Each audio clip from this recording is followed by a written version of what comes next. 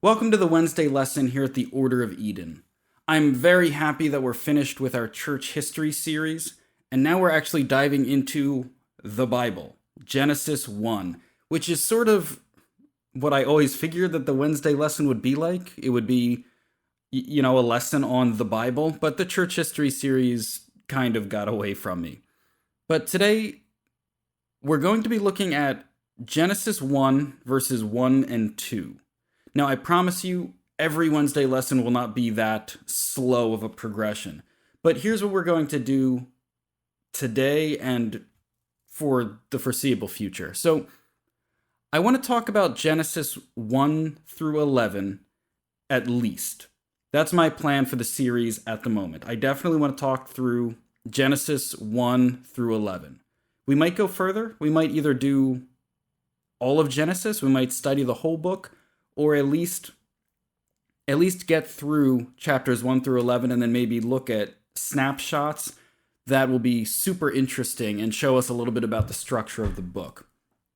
But today, since we're just jumping in, we need to talk about Genesis, about creation. We need to talk about a few things, what we're going to discuss, what we're not going to discuss, and sort of see how this series will continue. So you probably know that Genesis is the first book in the Bible.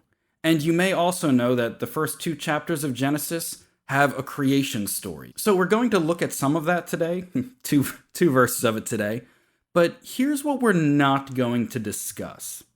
When discussing creation, we're not going to discuss Darwin or evolution. We're not going to discuss flat earth ideas. And we're not going to discuss any concept of trying to match Genesis with modern science.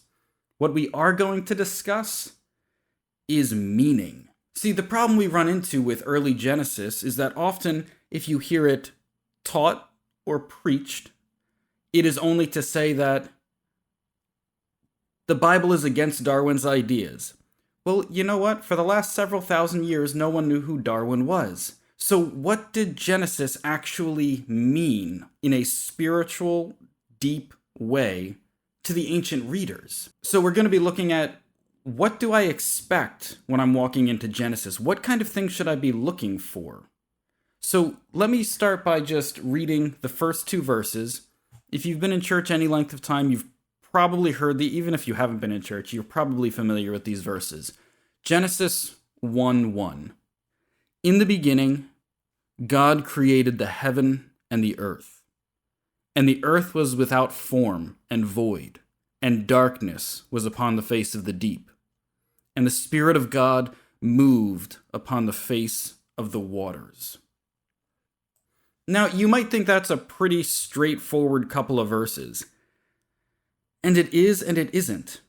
There's a lot to talk about. First, what should I even expect coming to Genesis? What kind of book is it? I'll tell you what, it's not a history book and it's not a science book. If you come to almost anything in the Bible, in a piece of ancient Near Eastern literature, ancient Near Eastern spiritual texts, and try to come up with modern ideas, or you expect questions that we're asking today, you're probably going to miss a lot of what they're actually trying to say. Just a general rule of thumb, if the questions you're asking about something don't seem to be what the author is interested in answering, you might be asking the wrong questions. So, Genesis, what kind of book am I even looking at? I want to point to something from the Bible Project. I've talked about them before on this channel. They're an incredible resource. And I actually came across in a podcast where they were talking about the Sabbath. But they start talking about Genesis chapter 1, and to us it just seems like a book, maybe. But to the ancient Jewish authors, something really interesting was going on, and it needs to be understood from the outset. So we already read Genesis 1 and 2, chapter 1, verse 1 and 2. Here's what it says, and I'll link to this down below if you're interested. Each of the key words in Genesis 1:1 are repeated by multiples of 7 in Genesis 1:2 to 2:3. Okay, so what they're saying is this first story that we have in Genesis 1, it actually goes from Genesis 1:1 to Genesis 2:3. The later people kind of broke up the chapter wrong, awkwardly. So they're saying that every key word in Genesis 1:1 is repeated throughout the rest of the story in multiples of 7. Okay, get this. So the word God appears 35 times. That's 7, 5 times. The word land appears 21 times. That's 7 times 3. Skies also appears 21 times. Skies or heavens. It's the same Hebrew word. That also appears 21 times, 7 by 3. In this story, God speaks 10 times. 7 times, they're divine creative commands. So when he says, let there be whatever, let there be light, that happens 7 times. And 3 of the times he's speaking about or to humans. Well, he might say, let us make man, or he tells man to be fruitful and multiply, and he tells man what he's given him. Okay, so what does this even mean? Is this some sort of weird Bible code we need to work through? No, not necessarily, although there is some meaning involved. I think what we need to know jumping into Genesis, this isn't just a straightforward account of what's happening in the beginning.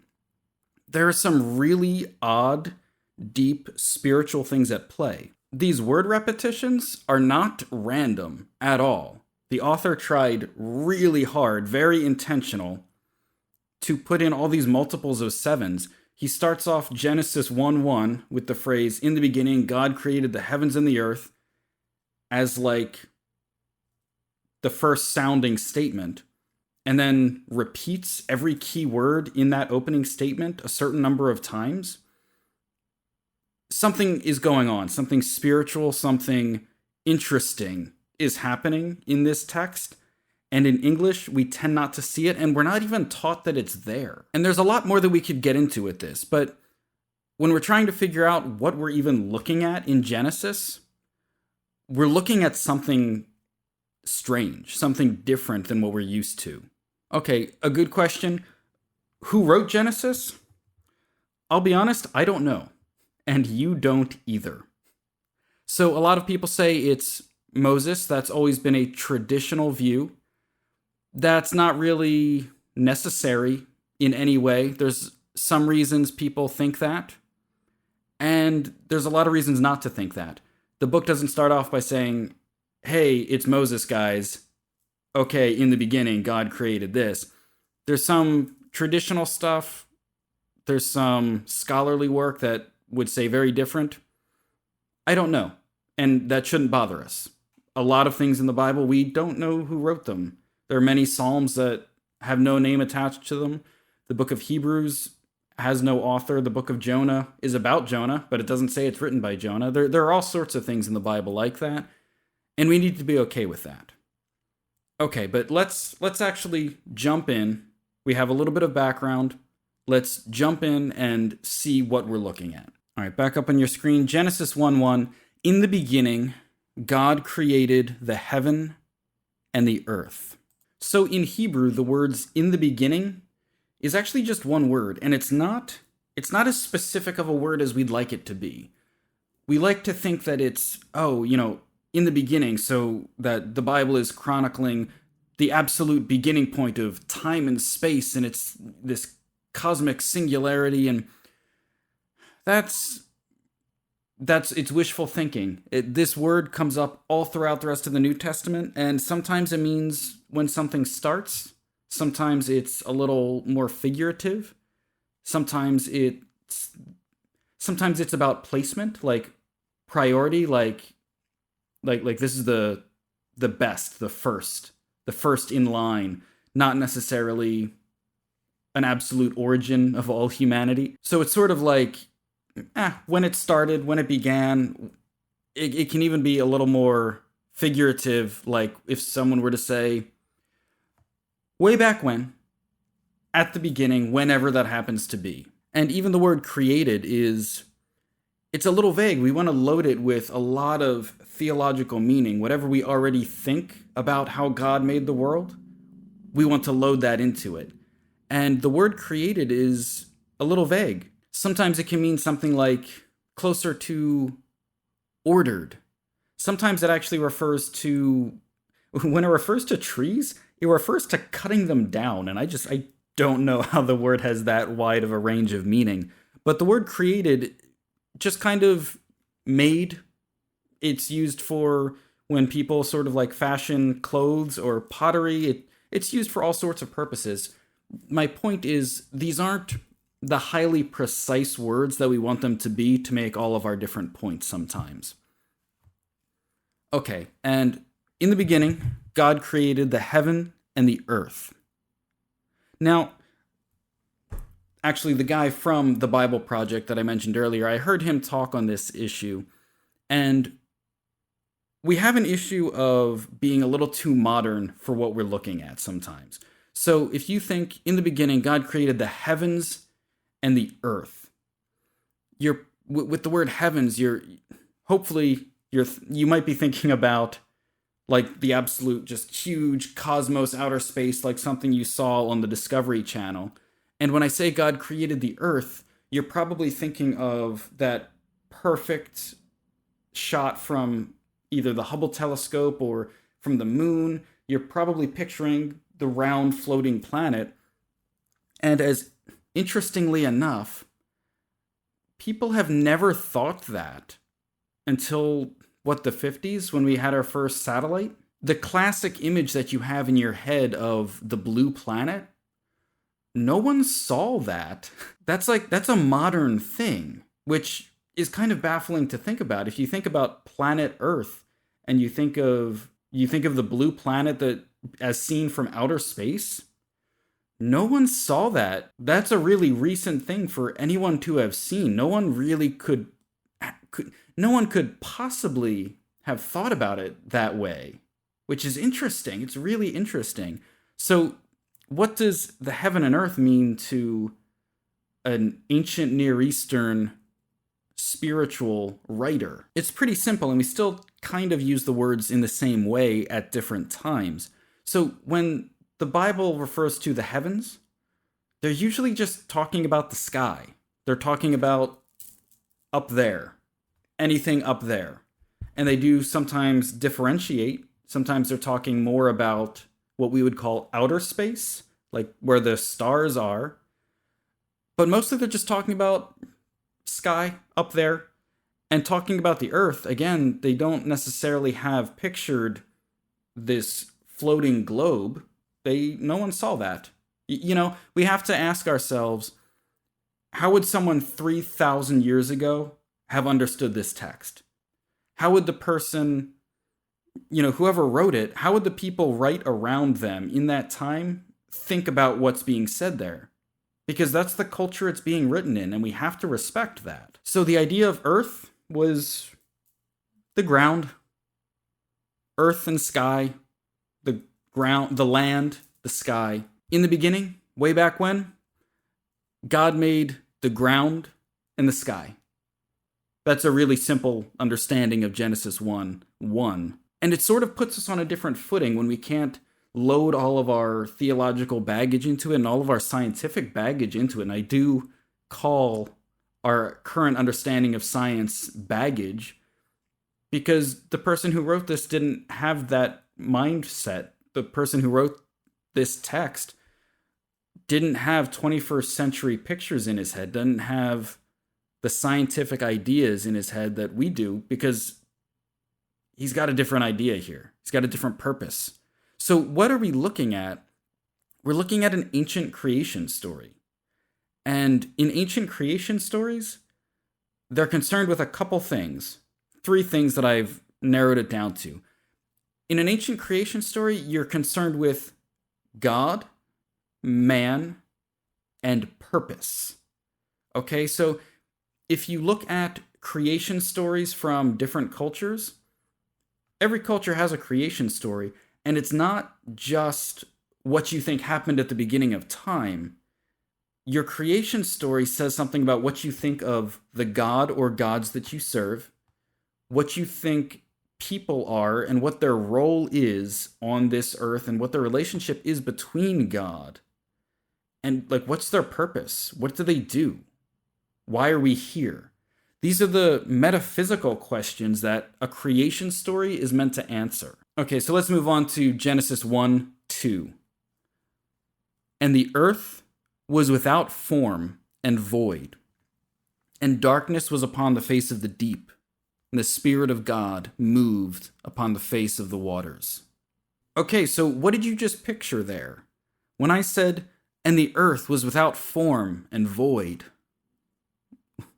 what does that even mean? So again, what I always thought of, again, I still had the globe in my mind, this picture from outer space that people have only had access to for like 60 years now.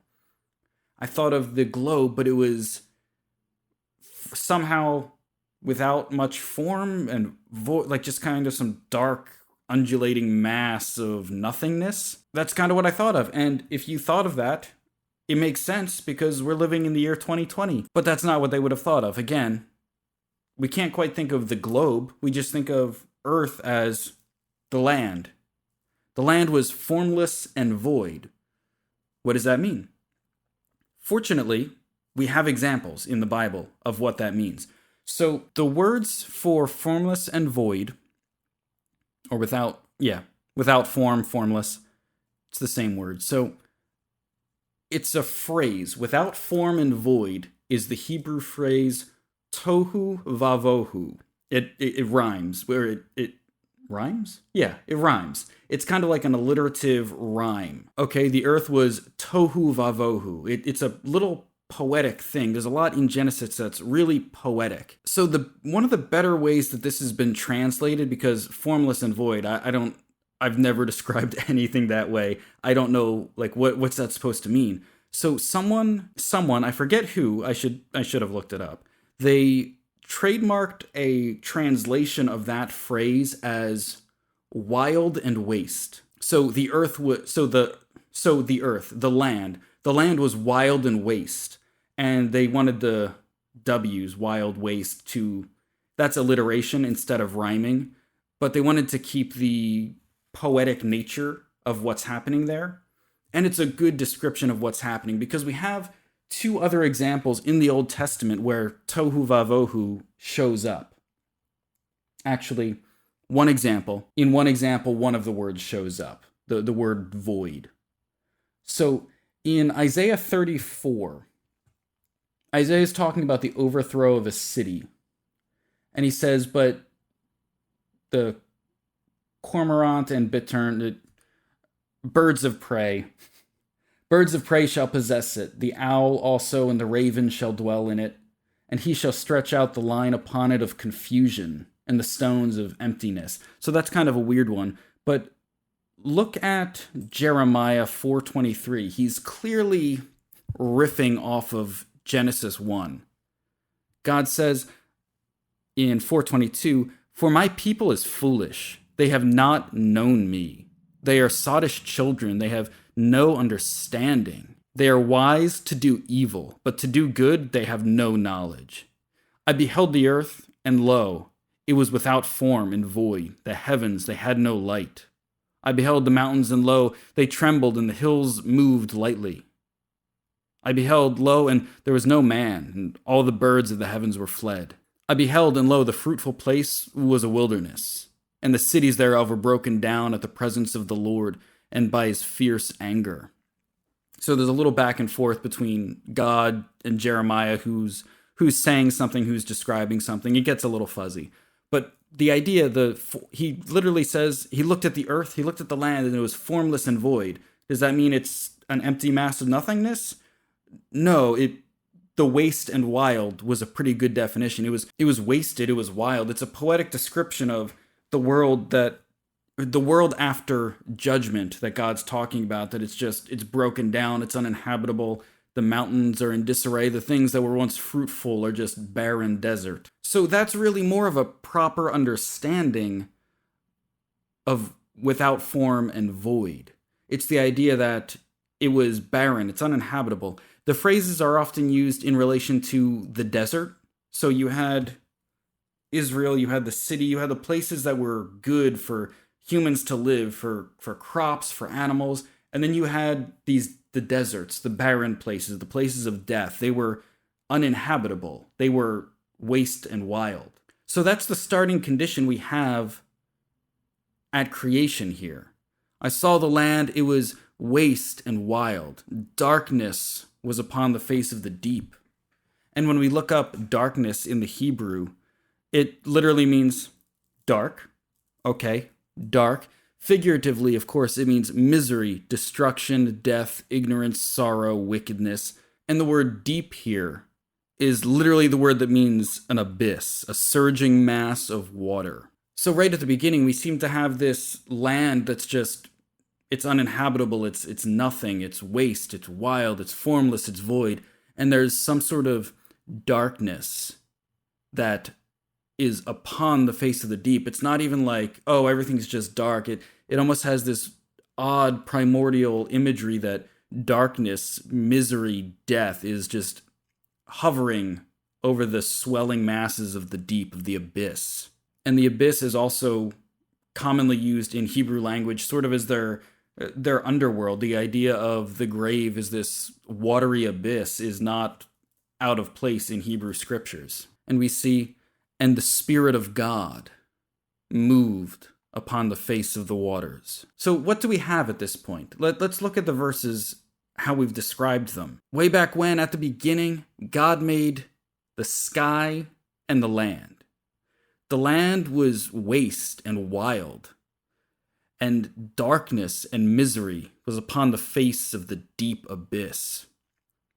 But the Spirit of the Lord moved upon the face of the waters. I know we basically just changed some words around and described some things, but I'm hoping that from the beginning this is giving you a slightly different idea, a slightly different picture in your head of what we're actually supposed to get as deep meaning here. So we see from this, it's not so much about a textbook understanding, because if God was trying to give us information on how the world was made step by step, this isn't a good example. Okay, it's just not. If I expect something from this text that it's not trying to be, then I'm going to miss out on what it is. So what I see from the text, that without God, things are tohu vavohu. Things are waste and wild. The earth is a corrupt, wicked, dark, uninhabitable place without God. And if we just read those two verses, there's sort of a what will happen next. Yeah, in the beginning, God made the sky and the ground, but the ground is uninhabitable. There's darkness over the waters, but the Spirit of the Lord is hovering, is moving over the face of the waters. Something's about to happen. Something is about to change. There's a note of hope. Things seem dark and chaotic and uninhabitable, but God is moving upon the face of the waters.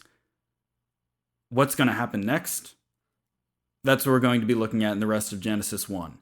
So I promise we'll stop here. Next week, we will cover more verses. It shouldn't be quite as lengthy of a description. There shouldn't be as many disclaimers. Hopefully we have the idea of what we're looking at here.